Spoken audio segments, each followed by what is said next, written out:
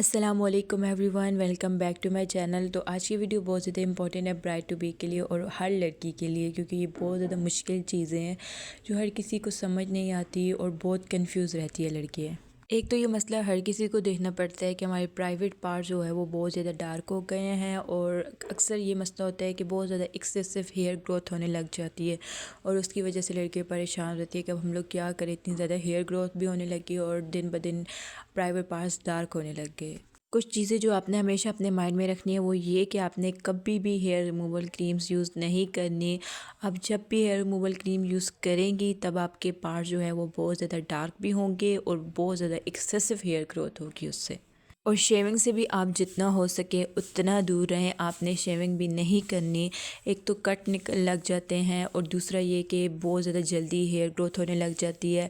तीसरा इसका ये बात है ना कि आपको इतने मोटे बाल देगी हेयर रिमूवल क्रीम्स भी और शेविंग भी, और डार्क भी होते हैं इनसे पार्ट, तो इन चीज़ों से आपने दूर रहना है। मैं आपको कहूँगी कि आप वैक्स करें और ये बेरोज़ा यूज़ करें। इनसे यूज़ करने के बाद आपकी ज़िंदगी बहुत ज़्यादा आसान हो जाएगी। अच्छा, बहुत सारे लोग होते हैं जिन्हें वैक्स करनी नहीं आती प्राइवेट पार्ट्स के लिए, ऑब्वियसली उनके लिए बहुत ज़्यादा इंतहाई मुश्किल होता है, मेरे लिए भी मुश्किल है, इसलिए मैं बेरोज़ा यूज़ करती हूँ। इसको यूज़ करने के बाद आपकी हेयर ग्रोथ बिल्कुल ही कम हो जाएगी, बाल बहुत छोटे और पतले निकलते हैं, यहाँ तक कि कुछ मंथ के बाद आपको पूरा डिफरेंस नज़र आएगा और आप कहेंगे कि बाल तो कभी थे ही नहीं। ये कोई महंगी चीज़ नहीं है, आपको 50 या 100 रुपीज़ में इजीली मिल जाएगी, और अगर आपको समझ ना आए तो आप अपनी अम्मियों से पूछ सकते हैं क्योंकि ये उनके टाइम की चीज़ है।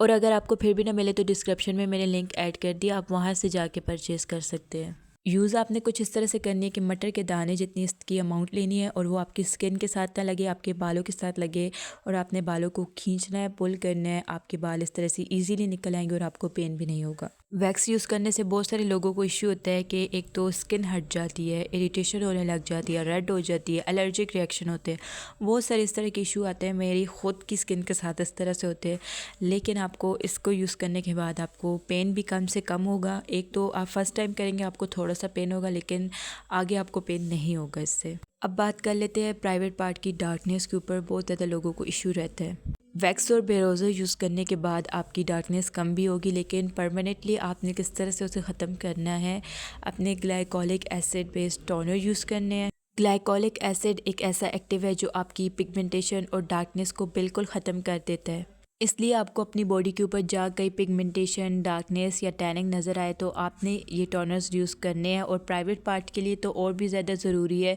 इनमें ग्लाइकोलिक एसिड होता है जो बहुत अच्छे से वर्क करता है, बहुत स्लोली वर्क करता है लेकिन वर्क करता है। आप किसी भी कंपनी का चूज़ कर सकते हैं। मैं सेटोसा स्किन का यूज़ करती हूँ, मेरी सिस्टर यूज़ करती है और ये बहुत अच्छा वर्क करते हैं। स्लोली वर्क करेंगे लेकिन वर्क करते हैं।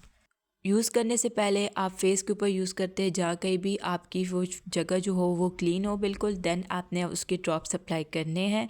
और अगर आप अंडर आर्म के ऊपर अप्लाई कर रहे हैं तो आप डेली कर सकते हैं। बिक्नी एरिया के ऊपर आपने एक दिन छोड़कर एक दिन अप्लाई करने, क्योंकि थोड़ा ये एक्टिव्स है और थोड़ी एहतियात करनी पड़ती है।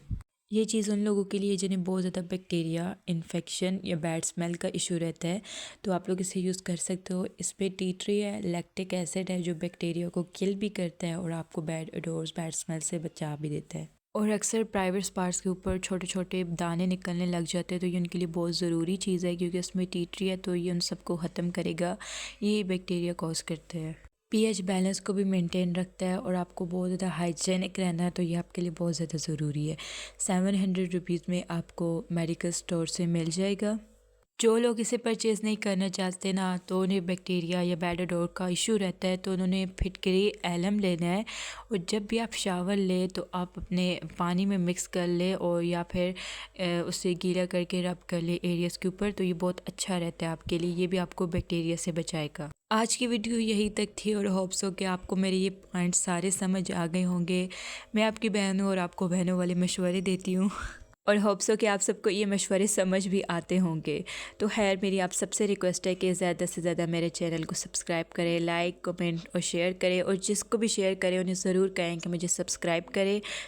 मेरी पूरी कोशिश होती है कि मैं एक अच्छी वीडियो लेके आ सकूँ जिससे आप सबको फ़ायदा हो, जो वो बातें बताऊँ जो आपको कोई भी ना बताता हो। अल्लाह हाफ़िज़, मिलेंगे नेक्स्ट वीडियो में। Thank you so much for watching this video.